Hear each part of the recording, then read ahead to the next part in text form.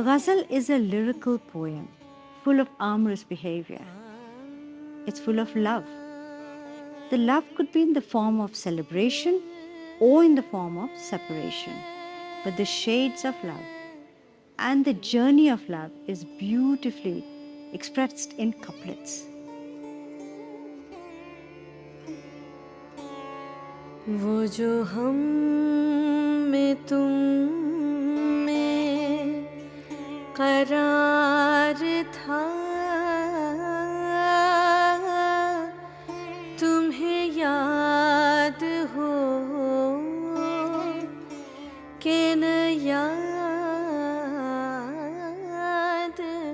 हो। तो वो जो हम में तुम में करार था, तुम्हें याद हो कि न याद हो? Have you really forgotten me? Can you forget? Am I forgettable? What can I do to remind you of me? वो जो हम में तुम में करार था, तुम्हें याद हो कि न याद? हम में तुम में करार था, तुम्हें याद हो कि न याद हो?